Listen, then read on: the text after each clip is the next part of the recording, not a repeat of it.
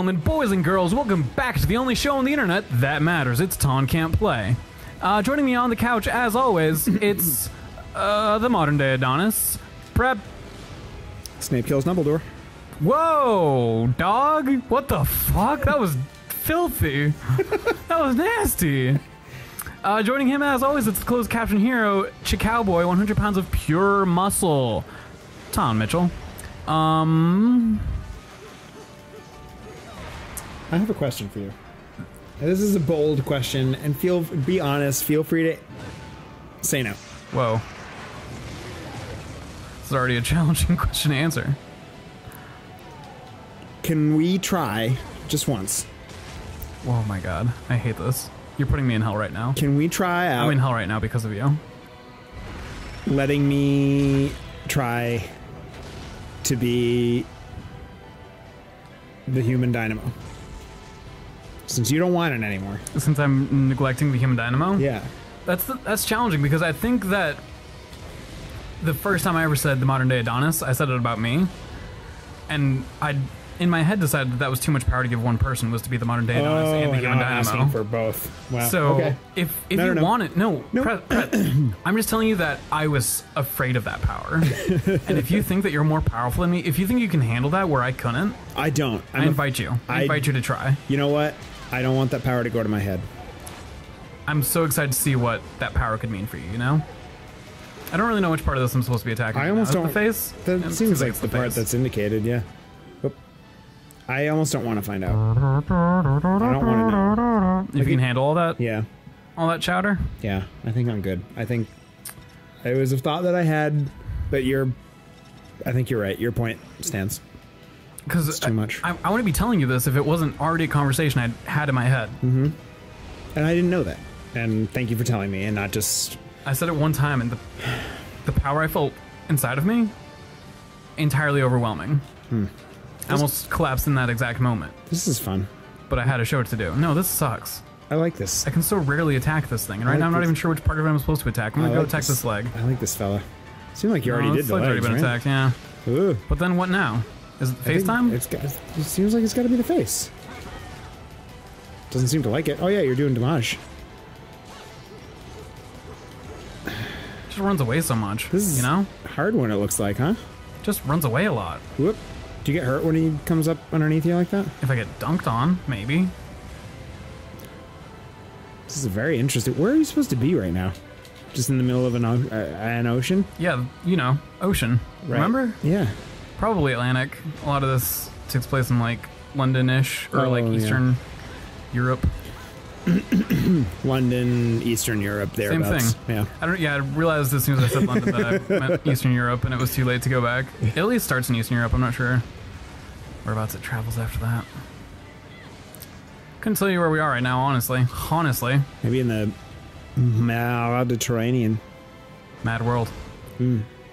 All around me, familiar faces.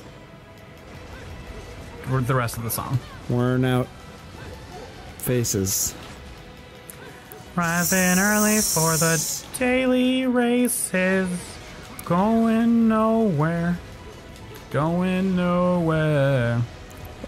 Okay. Hot take. Whoa. Don't think about it. Lightning round. I hate this. It already sucks. Mad World. Tears for Fears or Gary Jules versions? Are you stupid? No. Gary Jules. Ooh, wrong answer. The correct answer is Tears for Fears. I heard the Gary Jules version and thought, wow, this song's amazing. And then I learned that it was a cover. I'm like, oh my god, I gotta hear the original of this song. It probably slaps. It sucked. Wow. I hated it. I felt like I was in hell. Wow. All around me, ladies and gentlemen, put your hands together. Tears for Fears. They're here. They're on the couch.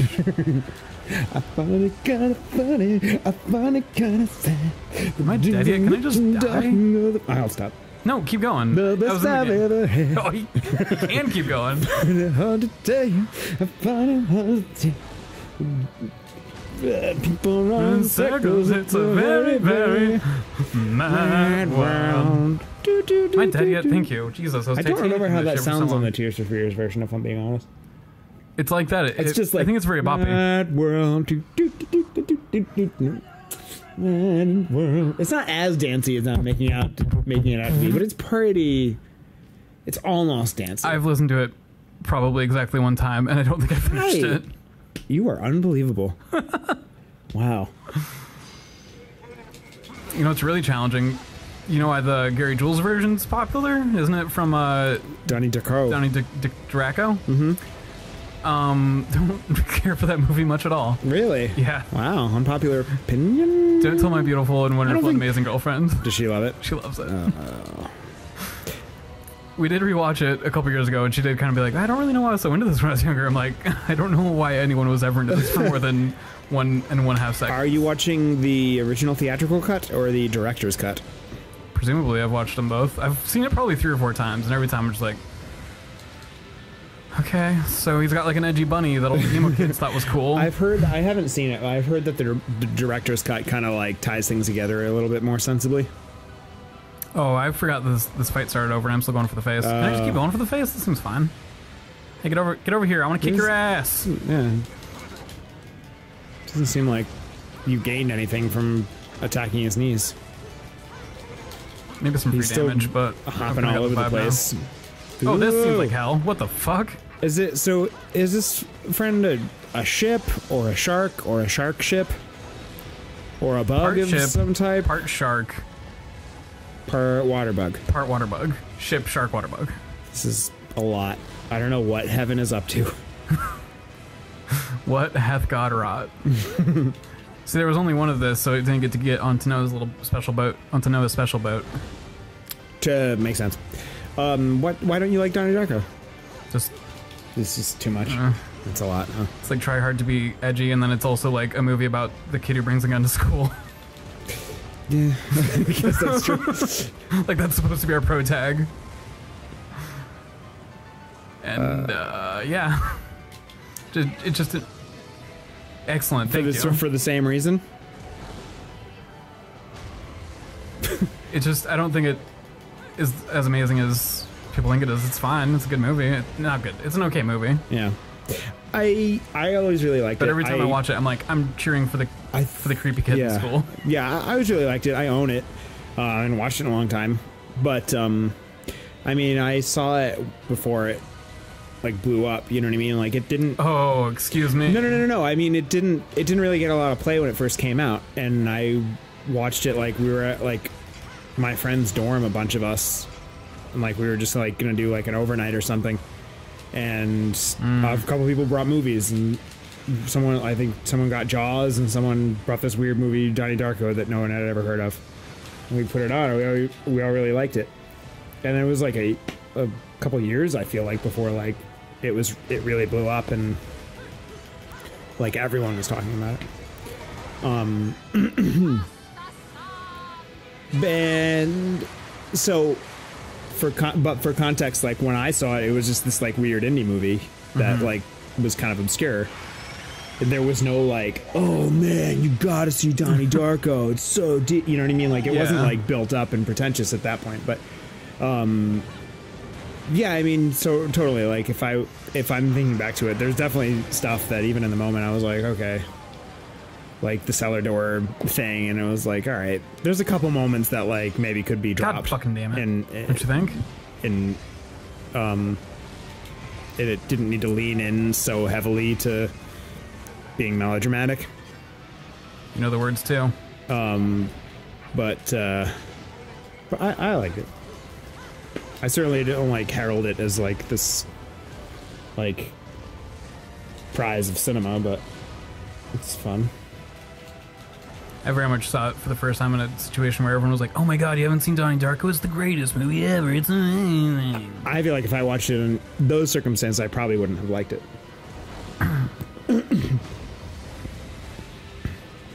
So I get where you're coming from. So you hate it? Just like me?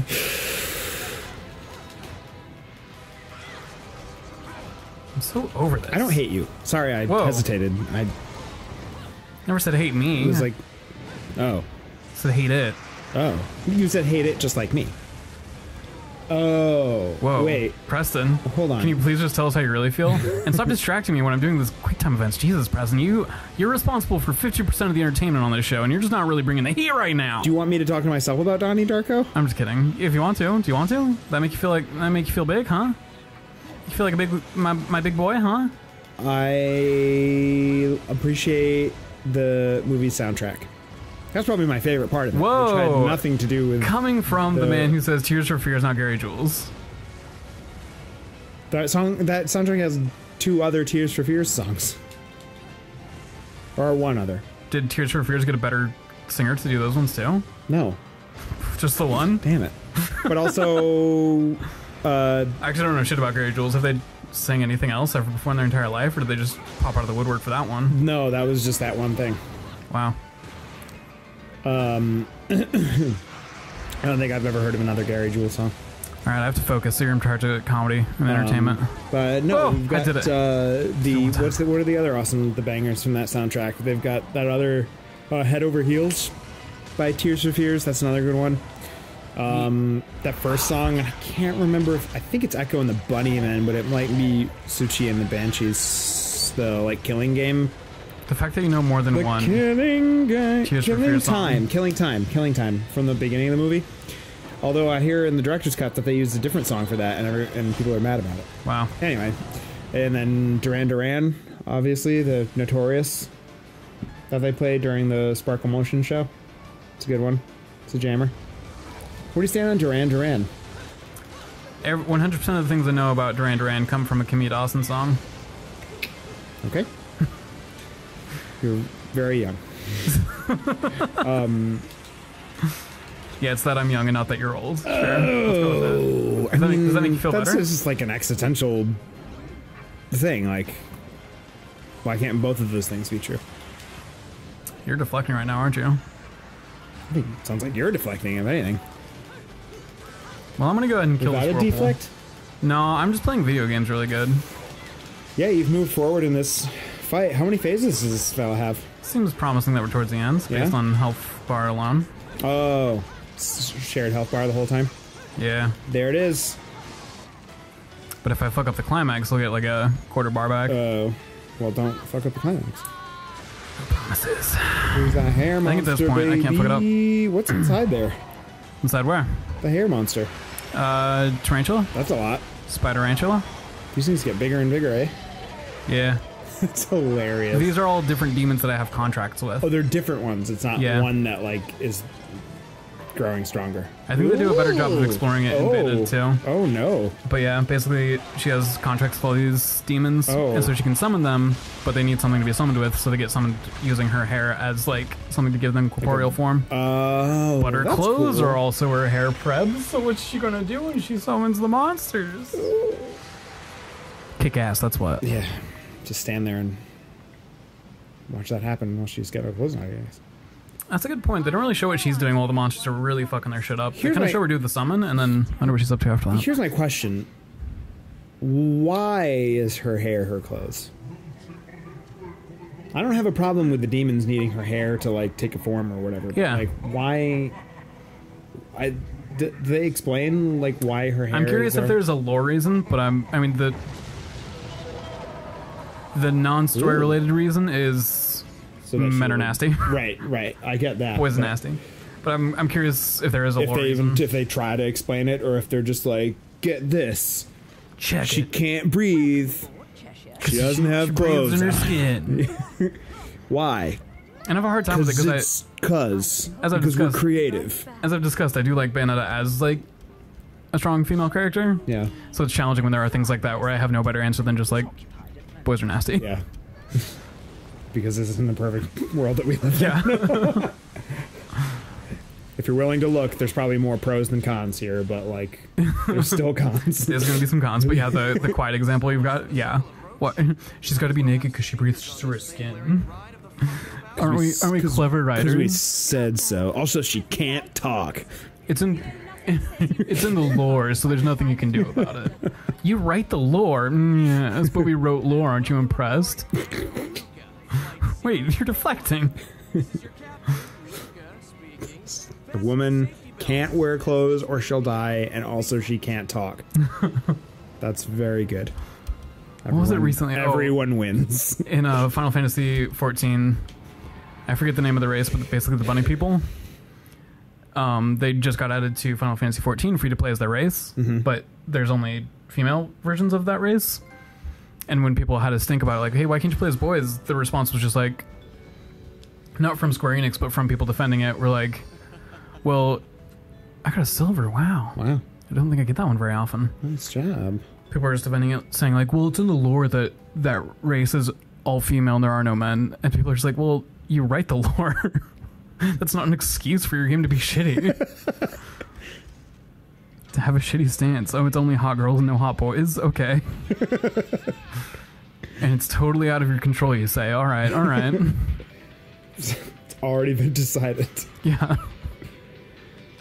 Nothing can ever change ever. Well, I guess I'm just gonna do trash. Ugh. Well, that's fine. They can't all be bangers. Sometimes it's just round over. Did you play Metal Gear Solid 5? Metal Gear Solid 5. Up until I played it wrong for too long and got stuck and couldn't escape because of autosave. That sucks. Why would they do that to you? I don't know. I'm not very good at stealth games, so I was always just shooting my way through stuff, and then it autosaved me in a corner, in the deepest corner of a base, when everyone's on high alert. And I tried so many times to get out of there, and it's just like, okay, cool, I can't. Awesome. I guess I'm done playing this game. I guess I'm just done with this. The end. There's also a section where you're supposed to... It's a stealth game, so you're supposed to be sneaking past the child soldiers, but I'm very bad at stealth, so it kept asking me to fight the child soldiers. I'm like, I could be playing so many different video games right now than this one. It was fun for the first chapter where you're fighting, you know, not child soldiers. Yeah. Although, like, Scold fellows seem cool. It seemed cool, right? Although I hear they don't really pan that out. I hear that whole game ends up in a pretty big disappointment. Because of it's really weird how much power people give Hideo influence. Kojima because of that one game he made that one time. Remember the one? Do you remember the one? He did the one. So let's just keep giving him games. Yeah. Maybe he'll do another one. I do like his goal to make Metal Gear Solid 2 hyping it like, oh, you're going to be playing as the Snake Man himself this whole time. It's going to be amazing. Then the first mission you do is playing as someone who overhypes Snake and is now naked. And he just dunks on people. That was the last high moment in Metal Gear Solid series. Really? Yeah. You played all of them? No, I haven't played them all, but that's the highest point. Snake Eater is my favorite one, but I don't think it's necessarily breaking any boundaries or blowing any minds. I feel like I've heard that there's good things about all of them, but like also like not great things about all of them.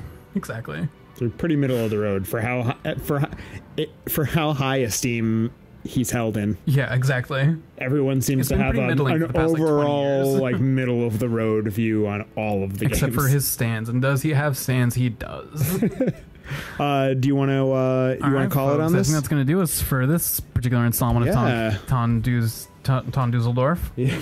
Joining me on the couch as always, and will continue to be on the couch with me in future episodes. Mm-hmm. It's the modern day Adonis and the human dynamo, Preston Black. I don't like it. I was trying to like hype you up, give you this moment, this coming to God moment. I know. This moment where you open it up and you see the cowl and now you're Batman. I don't like it. Huh. I appreciate you trying it out. It was very kind. I'm tingling about it. Oh. It was scary for everyone involved. Yeah. Well, we're going to take a breather, and we'll see you guys on the next thrilling installment. Bye. Bye. I'm going to wave too.